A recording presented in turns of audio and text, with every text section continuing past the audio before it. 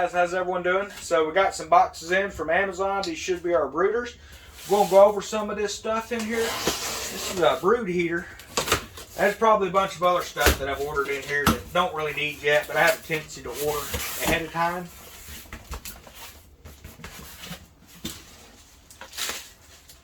Yeah, so this here is called Corid. This is in case any of my chicks develop what they call pasty butt. It's usually has to do with some kind of a pathogen or something like that. But you would add this to the water. I'm hoping I don't need it, but it's better to have it and not need it. A lot of this stuff you can find on Amazon. This is just one of the things that I found that was highly recommended online. I don't, like I say, I'm not affiliated or sponsored by any of the stuff that we're showing here. These are just some of the things I've read reviews on. I wanted to give it a try here. So we're going to finish this unboxing here. So this here is a multi-function storage cube. This builds up to 6 cubes. This is actually, it's made out of a heavy-duty plastic. It's kind of heavy. And what I'm going to do is later I'm going to assemble this. This is going to be our nesting boxes. These are 13 by 13 inch squares. They say as long as it's 12 by 12 should be good for nesting. So we're going to see how these work out. I'm not going to assemble these today. We will get them assembled in the future as soon as we get done with the run and things like that for our nesting hens that we're going to be having. Set this over here. Something else in here. What do we got? Not sure what this is.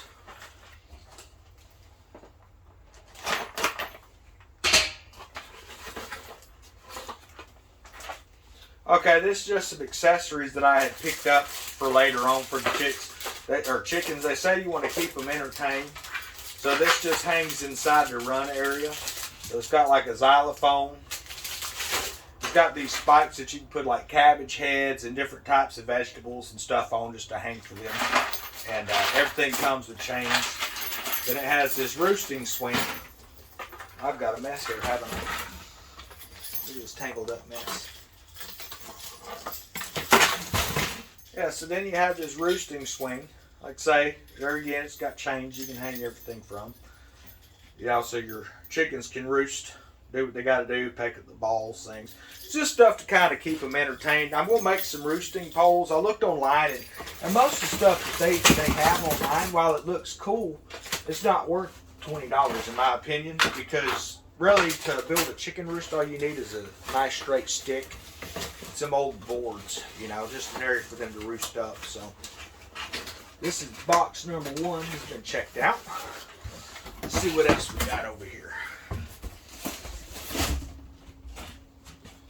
I'm hoping this has my brooders in it. At least one of them.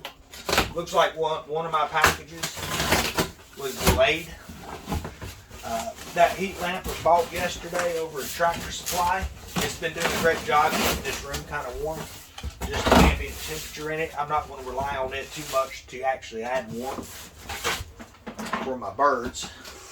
Yeah, so this is the automatic cup watering setup for the feed and the water. This will be as the birds get larger. We'll go ahead and open up and take a look, see what's in here though. And I've ordered a couple of these different styles. So we're going to see how they work out. And we might do a better review on some of this stuff later, because obviously I don't know how well it's going to work. So obviously some assembly required. So it's just got some totes. This here is going to be the feeder. It's going to have these round heads, I'm guessing, that's going to go in them. Bear with me here just a second, guys.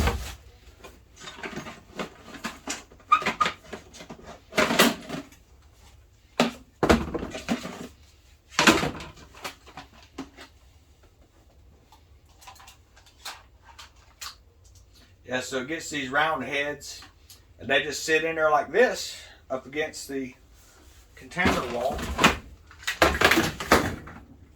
Lord have mercy.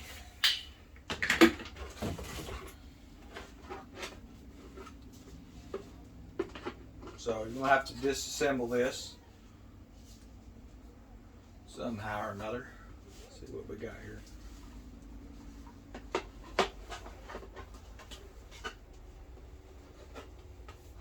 Let's see what we got here now. So it's got a gasket here.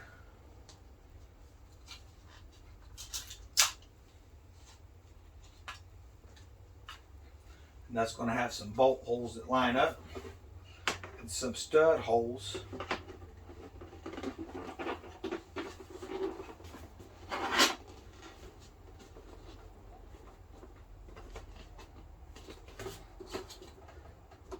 And you fill that up, and then they'll just come up and peck their feet out. Pretty nifty little idea. I think I could have built that with some PVC a lot cheaper.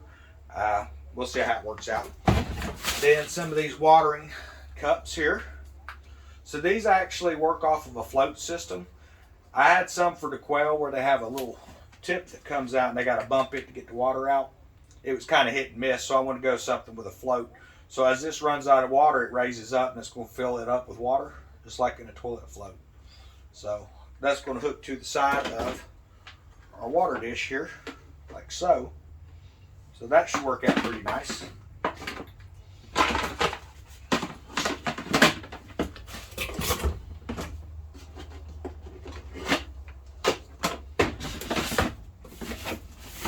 Take this over and see what else we got here. I'm getting a little worried. I hope my heater's here. Yeah, so this is my brood warmer. One of them. Not sure which one. Still got a few boxes coming in. They got stuck in that bad snow weather. So look, today it looks like some of my chicks, because I order them on different days, but they'll be here tomorrow. So we're going to do a little video on them when we go pick them up, and I'll show you how to get them set into the brooder and all that good stuff. So this is actually made by a company. It's called Hand Top United Farm. Other than that, there's not much information on it. I don't know where it's made, if it's made in China or what. Yeah, there it is, made in China. While I try to buy American, sometimes it's just hard to find anything that's made in America anymore. I'll try to assemble this thing here. I'm hoping y'all can see this. Let me check my camera angle here. Yeah, looks like you should be able to see what we're doing here.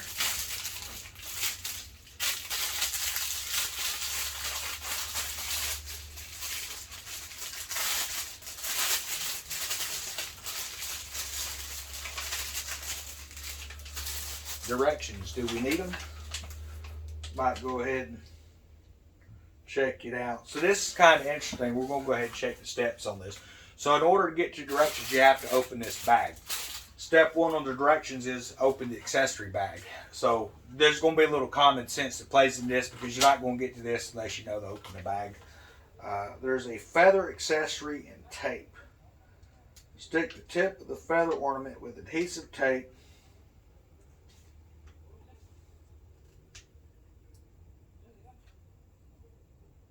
paste completed. Didn't say anything about, I'm guessing this is double-sided tape. Let's see what we got here. So this is going to be the top. This is just to keep them from roosting on top of the hot plate. I don't know how that's going to work. We'll see.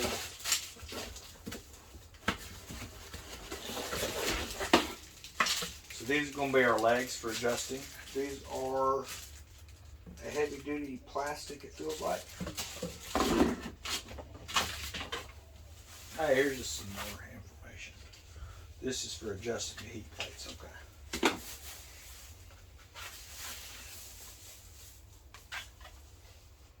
So this is the bottom side. As you can see, it says bottom side, which means that this is going to be the top side. So I guess what we're going to do is pull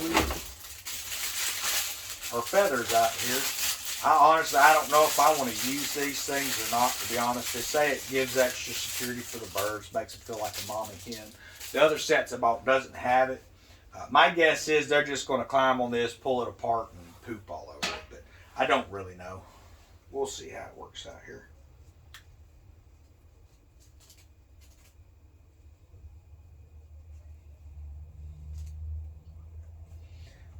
Now it said something about using paste. I don't see any paste. And this looks like electrical tape. This is not an adhesive tape, so I'm not sure what.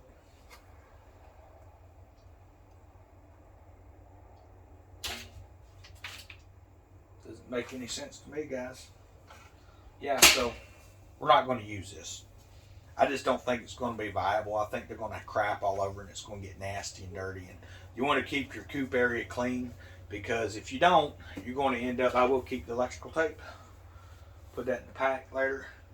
We're going to go ahead and assemble this. That feather stuff looks interesting, but apparently you're going to have to glue it. You start using glue on hot plates and stuff. They didn't include glue, so I don't know what the electrical tape's for. You put it on the feather and then you glue that to the. That's just messed up. Might buy some double-sided tape or something like that. But, so we're going to take our legs here.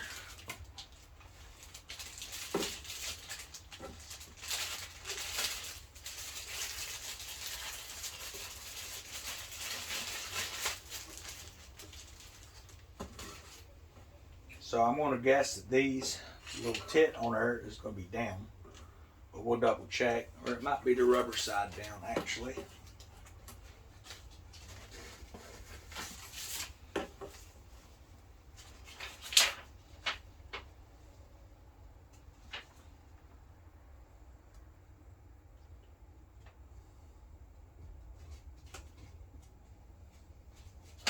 So the bottom side has rubber flat. Kind of figured that. This has a slide tab, so when you take, you slide this in. Maybe slide it down. Let's see here.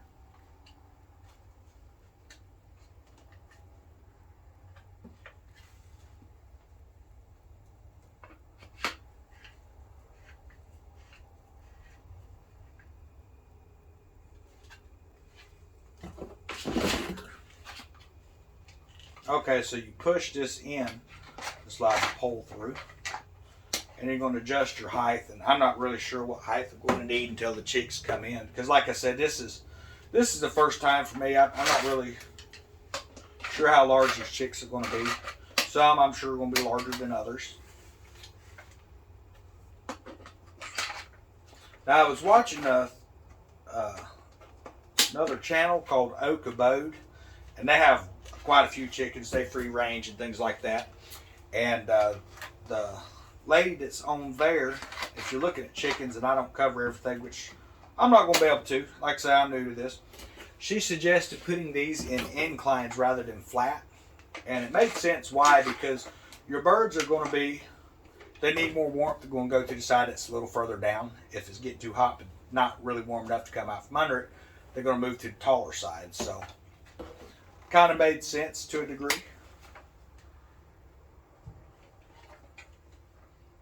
See if we can eyeball this here.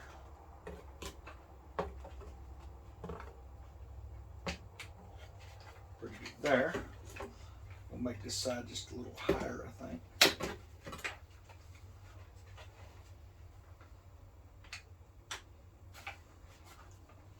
Okay. Then we're going to put our top on.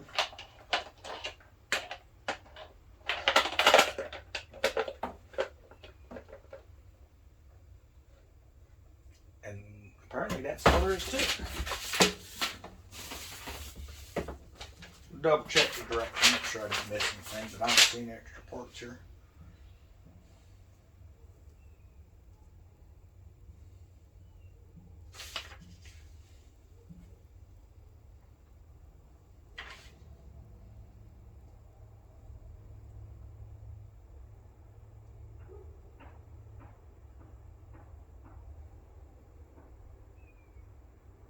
Yeah, so that's got that. We're going to set this up in here.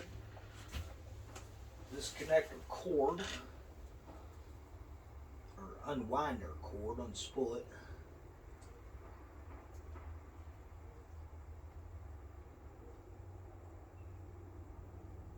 Now supposedly these things here, they create an ambient heat. They do not radiate heat like a bulb. So you're not going to have to worry about, say, burning up your pad or anything like that. So I don't see a heat adjustment on this. I am going to raise this up some though. I can clearly see that's going to need to be done.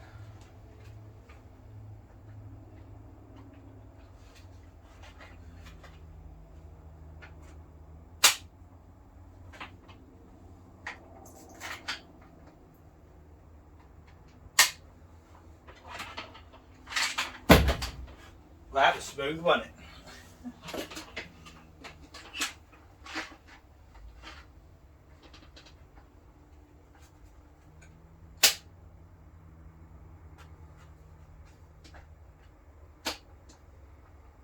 All right. That looks pretty good there.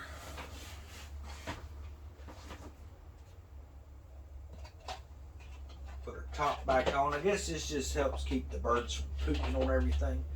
I don't see any actual functional use for it, to be honest, other than that.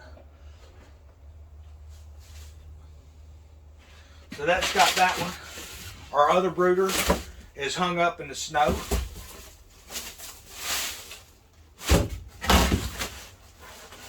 My other brooder is actually stuck in the snow right now. Yeah, it looks like somewhere between here and Seattle, Washington. So that's going to be interesting to see when that stuff starts to arrive. It says Monday, but there's a lot of snow between here and there. So like I said, I was looking online and checking tracking numbers, and apparently my Red Rangers are now in Panama City, Florida. They didn't call. They actually sent them to the nearest post office where you're at. Personally, I wouldn't mind going to the other post office, but the problem is there's a lot of post offices in Panama City, Florida area. I don't actually live in Panama City. I live in one of the towns outside of it. So I'm just going to wait. They'll be there tomorrow morning early. Have the phone ready as soon as they call. We're going to jump in the vehicle. We're going to jump in the Jeep. We'll ride out and pick that up. So that'll be kind of nice. We'll do a video where we're unboxing the hens. Obviously, I'm going to check them at the post office, make sure everything's alive, it looks healthy, and that there's no issues.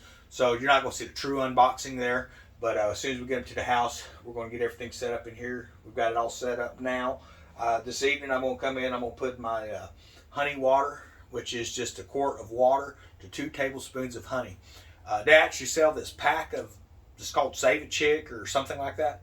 And the guy at the feed store told me you can use it, but it's better to use local honey, which I have honeybees, so that's not going to be a problem. I've got some honey left over. I've got about a pint of honey left over for my honey harvest, so we're going to get that ready. And for a couple days, I want to give that honey water to them. Well, a quart should last a couple days anyway. We'll see. But after that, then we just give them normal, regular water. And then, like I said, he suggests just using our Game Bird starter feed. It's the same stuff I use for the quail chicks. Has a 30% protein, a lot of different types of things in it. So we're going to use that just to really give them a good help. And then from what he was telling me, is after you do that for about 3 or 4 weeks, to move them to the grower feed that I use for the quail and just stick with that. And which is fine. It's got a little bit higher value than, say, chicken feed, because our grower feed, you're looking at about 26 to 27% protein. Whereas chicken feed, you're looking at around 18 to 20. Some of it's around 22, but for the same price that I'm paying for my grower feeds, and I get my starter feeds the exact same price when I go there. I pay $17 for 50-pound bags, which may be expensive in some states. It's not too bad in other states, so that's not too bad. I can get a tote, but I don't have a forklift to move a tote. We do have a tractor, but I don't have the attachments and stuff like that. But it's just easier to just buy the bags for me anyway. But I don't really have a place to put a tote. It'd be hard to get one in this shed. So I just do the bags right now. I usually buy 150 pounds at a time. I've got a 50-pound bag of the starter feed for the quail and for these chicks. And then I've got 100 pounds right now of the grower's feed that we're using on the adult quail. I did a video before this and went out and we just collected some eggs to kind of show you what the basics of the day is. And I think we ended up getting like somewhere around 17 eggs. And that was for the first collection. I collect eggs twice a day. I collect at 4 o'clock in the afternoon because the early layers usually lay about that time, starting around 2 or so. And then I'll go out about 7:30 and I'll get the last few layers that are there. What I've noticed the past few days is most of the hens are actually laying between when I get them at 4 and then collect them at 7. So for 17 eggs this early in the day, I'm probably going to end up with probably a 38 count again today. And, I've just got so many eggs. I got eggs coming out of here, so I'm going to start giving to family members and stuff. Just, kind of whatever it takes. Pickle more. I got to get some more jars and things, start pickling again. The purpose of this, there's no such thing as too much food. What you want to do is you want to get to a point where you have overproduction. That way you can start canning, whether like the chickens that I'm going to do, when I butcher them out, I'm going to debone them and I'm going to do canned chicken. So we're going to use a lot of the carcass and stuff like that to make our chicken stocks and different flavoring seasons and stuff and can our chicken.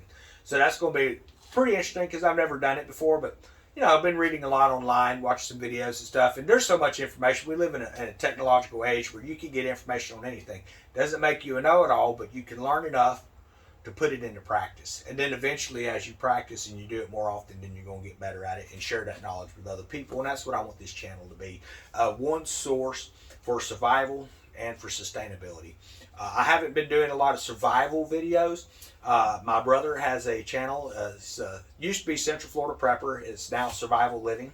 Many of y'all have come over from that platform. If you haven't been over there, definitely go to Survival Living. He's going to teach you how to make primitive fires using a bow drill, how to make primitive shelters, all the way up to reading maps. And he's just got a lot of information. And rather than having a channel that's basically mirroring what he's doing, or him having a channel that's mirroring what I'm doing, what we've done is we kind of promote each other's channels to a degree. And the reason we do that is so I'm not making the same videos he's making. So he is a business owner. We're going to be going out here in a couple weeks where this first group, we're going to be teaching some survival classes and things like that. Now he is the main instructor. He is the business owner. I am there as a assistant type of a role. So we're going to see how this goes. It's going to be one of them situations where if you got someone struggling over here and someone over here is needing some help with something, this way we have two people to instruct. That way everyone's getting that individual attention that needs to be done. It's kind of what we're looking at with that. But so if you're interested in learning more about that, check out his videos. But if you want more in depth, definitely go to his webpage. It's survivalliving.com, and he's got his class schedules set up. And I'm not going to be at all his class schedules. It's just going to depend on the workload as far as how many people he's got signed up. Sounds like we've got a pretty big class coming up. So be out helping with that. If nothing else, you can come out and meet us, But it's going to be a lot of fun. It's going to be a lot of information in there. I'm focusing more on the sustainability aspect of things. Now, he also is a prepper. He preps foods and things like that. And rather than doing videos showing like what I'm prepping as far as what I go to the store and buy, what I'm doing is creating a sustainable life, which is not cheap. I'm not going to lie. But eventually, once the sustainability hits, just like with the quail and the bees, we're going to have that overabundance, and then our preps kick in. Okay, so it takes a little bit longer the way that I'm doing it. But when you're in a prepping community, and he's got a very large community, we've got some local people and things like that. There's people who prep one aspect of life. I'm doing one aspect. Brother does one aspect, some of these other guys are doing another aspect. And if things, well, not if, but when things actually start to turn bad in this country, which is going to be a lot sooner than most people think, guys. It really is. If you look at what's going on right now, it all makes sense if you understand what the agenda is. The agenda is to collapse the economy, to cause social unrest. That way they can declare martial law, which means you have zero rights in this country at all. Once martial law is declared, it is a military state. And that is the point that we're being pushed to with our government. Whether you agree with it or not, it doesn't matter if you've got Republican or Democrat in office. This is what's happening. The President of the United States, if anything, this administration proves to you they are not running anything except their mouths. And the reason I say that is you might get one president who has this is where we need to get America to. But there is a deep state, and you have Congress, and you have the Senate, and you have all these other things where no one man is running it. But none of them are actually running the country. What they are doing is pushing agendas. They care about their pocket. They care about themselves, their own interests. They don't care about you.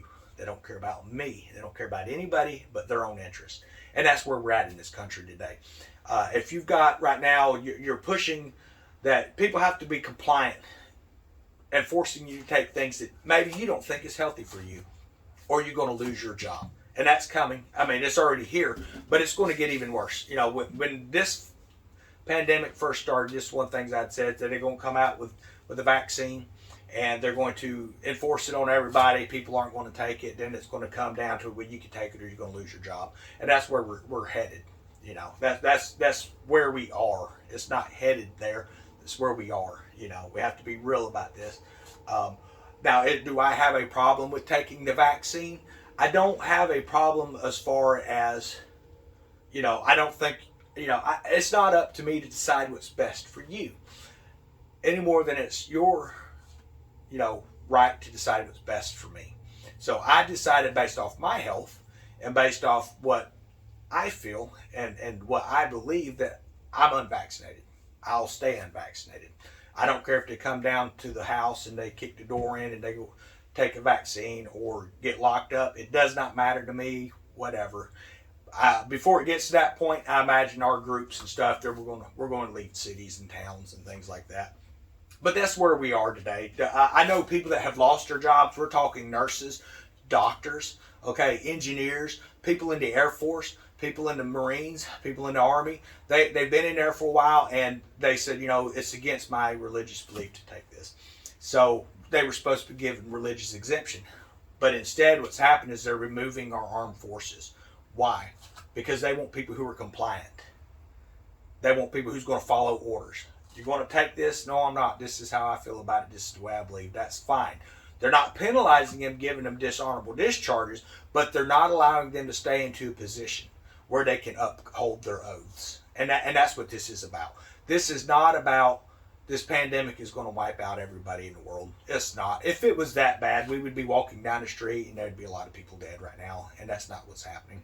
There are people dying from it. Most of them have underlying health issues. There are people dying to get the vaccine again because they have underlying health issues. So, and the fact that you have to continue to get booster shots and things like that, people, well, you know, if you get the, you know, these different type boosters, it takes 2 shots. Well, that's true, but it's a true vaccine. Okay, this is some sort of a, I don't fully understand. I'm not a geneticist or anything like that. But when you start messing with mRNA, you're not talking about vaccines made from weakened cells. You're talking about genetic stuff where they're creating this vaccine. And we just don't know enough about it to know what the long-term ramification is, and everything may be fine. I hope everybody's fine that has taken it, but I'm not going to risk it for myself. We see too many times for like something as simple as an antacid, you know, Prilosec or Zyrtec or not Zyrtec, Xanax or whatever, you know, whatever the antacid stuff is that they take. There's all kinds of different things where later on they've discovered, okay, well, this is causing cancer or this is causing other issues and stuff. And when they've done more research on it and we've gotten more information about it, then it might turn out that, hey, it's completely safe and this was all, you know, people were refusing for nothing. But the fact is, if you stand upon your beliefs for whatever reason they are, it's not for nothing. It's because that's the way you believe. And I believe if you believe in the vaccine and you stand upon that belief, hey, I respect you. If you don't believe in the vaccine, yeah, I'm going to respect you as well. I don't care if you're vaccinated. I don't care if you're unvaccinated. I don't care about what your reasonings are. You know, I know what my reasonings are. I know what my beliefs are on it. And I'm not going to share a whole lot of that on here because, you know, it's no one's business what my beliefs are on that. But I think everyone in this society needs to realize that if society doesn't pull together, we're going to look just like ancient Rome, ancient Greece, ancient Babylon. And that's where we're at. Every major society, and America was one of the major societies of our modern times, and we are on the verge of making the exact same mistakes economically that every other country in civilization has made. And we are close to a precipice. Now, that doesn't mean that because the economy collapses or there's a different type of government that comes in and takes over that you're going to die. No, but you're going to have it hard, and you want to be able to get sustained in your life, learning techniques. You want to be able to sit on your preps for as long as you can, bring what you can with you, and then set up somewhere if you need to. And right now, you know, if things went bad right now today, we're going to be okay for a while. can everybody say the same? If you went and you're like, man, I got to get some groceries, and the stores were closed today. If they come up, say if we're unvaccinated like I am, there are some stores, not in this area, but in other areas of the country where, they have passed these mandates where you can't go in that store and shop. You can't even do a pickup, a call-in order with a pickup, unless you're vaccinated and can prove that you're vaccinated. So if you're unvaccinated and you're in that situation and you're not prepared, you're going to be hurting. Now, it may come up to maybe you took the vaccine. I know people that took the first vaccine, but they're not taking the booster shots. Okay, well, you're not considered vaccinated if you're not up to date with the boosters. So now we have where the government has successfully created 3 divisions on top of the other divisions that we have in our country. The government's goal, I don't care what the president that's now up there has said, that he wanted to unite the country. That's not what they've done. They've further divided this country. They are pushing where there's a division in race. I have friends from all kinds of different nationalities. There's one race in this world, and that is the human race. All right? If you don't believe me, go read your Bible. Start in Genesis 1. That there's one race in this world. Now, there are nationalities, okay? And those are, they're going to have different looks and things like that, and different belief systems, different family systems. And I, for one, I have really enjoyed getting to know different cultures, okay? Now, a lot of these cultures are pretty similar. Everyone's kind of getting to the point where it's about money, money, money, money, money. But there are some cultures out there that are very rich, and they are very family oriented, and I'm not going to go into a lot of the information on that stuff, but right now I just think people really need to pay attention to what's going on. So we've showed you what we got. We're going to kind of show you what our brooder looks like here now. So we have our heater here. It's going to be one of our feeders. We got 2 water stations and another feed station.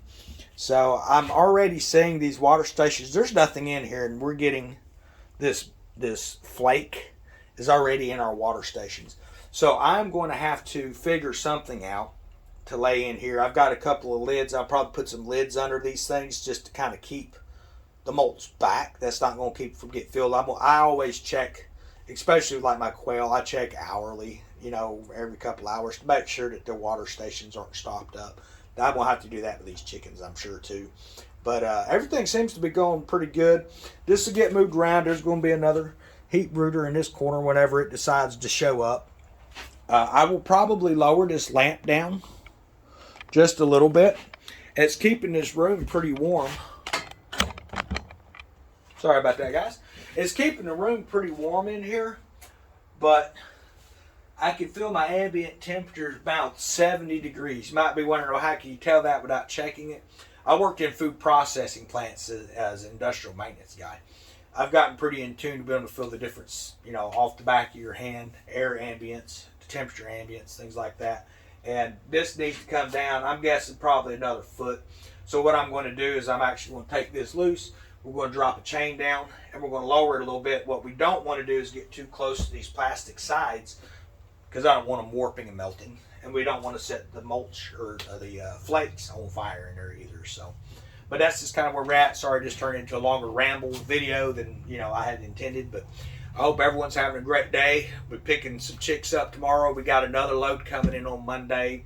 We're going to brood them in here. There's going to be about 20 of them. This brooder is going to work fine for a few weeks, but as they get bigger, I will have my next setup made up. I have a couple more totes. If I need to, I could separate them out, but I don't think that's going to be a problem. I think once I move my hen house back here to the back, and I have my run area back here in the back, and I move my heaters into the hen houses, each house will house 10 chickens, so it should be fine to house, between 20 birds or chicks. But there's going to be brooders in each one of those. These brooders I bought, these are set up that supposedly 15 chicks can get under them. I don't know if that's chicks, probably, but not full-grown chickens. I've got a couple of these heat lamps I can move out to give extra heat if I need to. I've got more heating pads we can move out to keep the chickens warm while they're brooding up.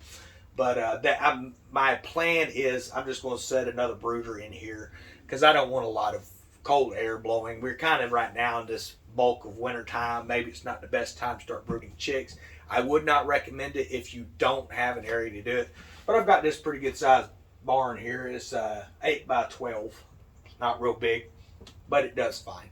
So we're gonna, well, it might actually be a 12 by 15. I forget now. Doesn't matter, but it does what I need it to do.